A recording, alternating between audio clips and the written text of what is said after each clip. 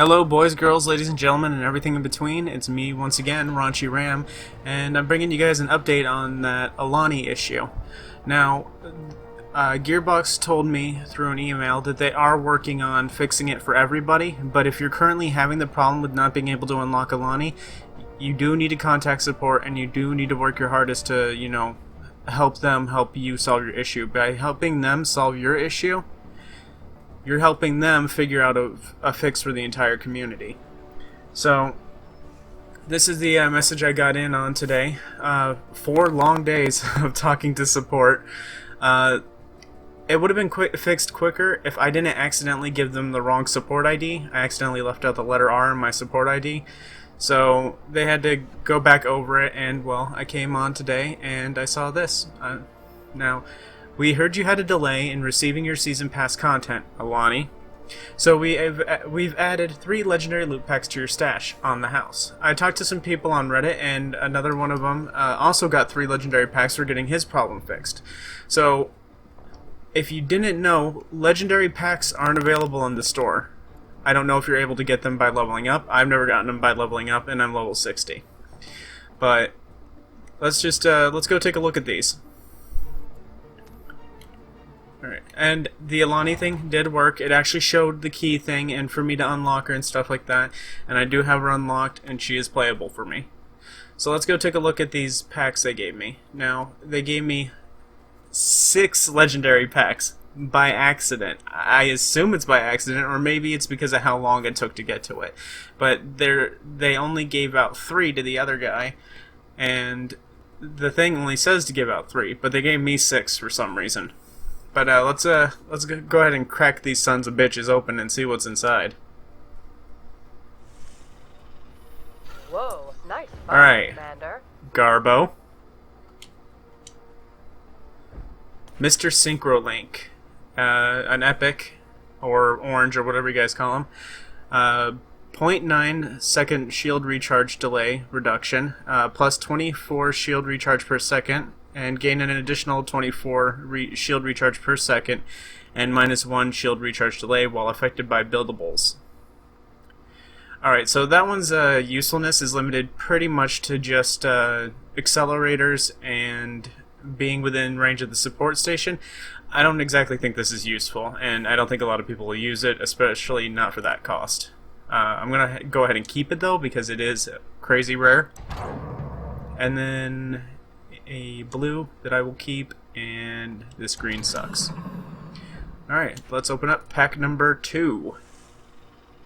Holy Yes, indeed, Nova. Holy shit. I've already got one of these, I think. Let me take a look here. Okay, this white one's better. I keep some of my whites because I like to use them for the capture map, the Outback, because it doesn't really give you that many... It doesn't give you that many shards. So what I do is I use a cheap shard generator that only costs 420, and then I use that to make the rest of the shards that I need to get the rest of the gear. It gives you a slight advantage, but better than nothing. I'm going to go ahead and sell that. And Trailblazer is the epic for this pack. Plus 4.71 movement speed and sprint speed, and gain an additional 8.84 critical hit damage on your next critical hit after sprinting for at least 3 seconds. That could be useful on characters like Caldarius, whose mobility is like their key feature. Like if you're playing Caldarius on capture maps, you're probably moving and sprinting around a lot trying to get flag to flag. So this probably would be a good one for Caldarius, but the thing is that if you're playing capture, you're not exactly making a ton of shard cash in the first place. So again, this epic's usefulness is very limited. Alright, next legendary pack. legendary gear. Okay, the oranges are called legendaries. I've been calling them epics. That's the purple. I play a lot of RPGs with a lot of color-coded loot, so I get the names mixed up sometimes. I've already got one that's better than this one. And that shard generator, how much is that? 690, and that is not worth it. I'll go ahead and keep this one just because it could be useful on Boulder. Phoenician Wrench. Minus 17% buildable cost. So like, let's say it's a 400 cost item to upgrade it. That's 40, about 50 to 60 cost reduction on 400 cost buildables, and then a 3.4% cooldown time reduction. Now that would be useful if you paired this with another cooldown item. So this could be useful for Meltdown, or pretty much Meltdown. Turrets you build have a 5% chance to deal critical hit damage to enemies. Ooh, that's fancy. That's this is definitely one you would use for Meltdown, and I might actually use this. Number 4, or should I call this accident pack number 1? Sustainment Well. Minus 21% buildable cost reduction. That's about 1/5. So 500 cost item would cost 400 to build. Plus 4.2 skilled percent damage.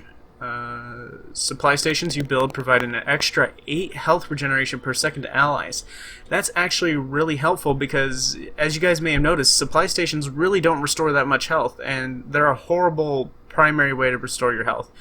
You guys no doubt, if you don't have healers on your team, you've no doubtedly gone back to base just to heal instead. So actually, I kind of like this one, although I would only find it useful in Meltdown or long incursion matches. I'm gonna go ahead and pocket that. Sell that because the cooldown time increase. And I'm gonna sell that. Alright, accident pack number 3.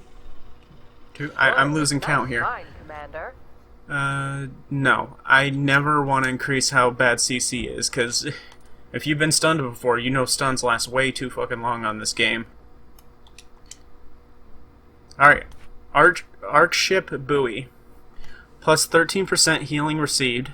That'd be a good one for Miko. Minus 6% CC duration. Also good for Miko. Once every 30 seconds, receiving healing removes all CC effects. Now, this is good if you're playing someone like Miko and you're trying to run away. You could pop your biosynthesis real quick just to get that little bit of heal and enough to cancel out the CC. So that you could, like, let's say you're getting slowed by something and you want to get out, like, let's say you follow your tank in and your tank gets a little too ballsy and he goes into the enemy accelerator, he dies, you're left hanging with no one to heal. You get hit by the accelerator and you're trying to get back and you're sluggish, just pop your biosynthesis while you have this on and zip right on out of there. I'll go ahead and keep that, although I don't think I'll use it very often.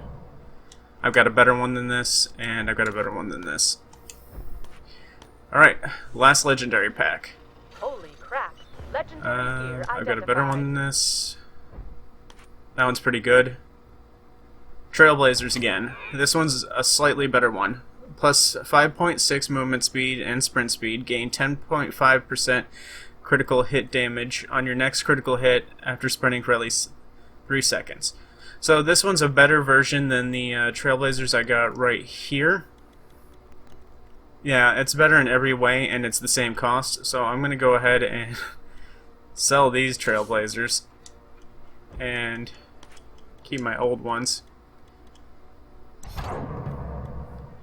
That one's not very good, and I will never use that. Alright, as a bonus, I'll just open up these epic loot packs, but you know, that's pretty much it. Thank you guys for watching. I hope you enjoyed the video, and I hope you guys get it fixed too, because it really sucks paying for something and not getting it. I totally get that, and honestly, like I said before in the other video, if they didn't fix it for me by the 31st, I was going to request my season pass being refunded. Yeah, I'll keep that one. Alright, absolute last pack out of everything I have. Hey, if you're not going to use that, I could totally use that. Yep, none of those help me. All for one morale booster. Oh, looks like I got a legendary outside of the legendary packs. 13.6% healing received, 2.72% damage reduction, and 7% healing received to nearby allies. This one I would definitely use for Miko all the time. The damage reduction doesn't really impress me or anything like that, because a damage reduction increase at all, for that, let's say on average an enemy deals about 40 damage per hit. That's like Cleese's regular shot. A 2% reduction on that, or a 3% reduction on that, is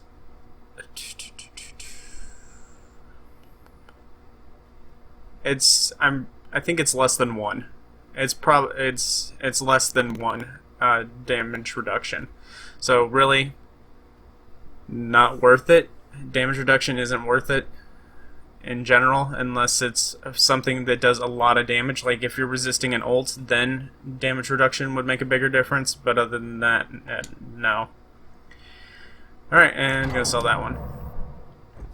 Once again, thank you guys for watching.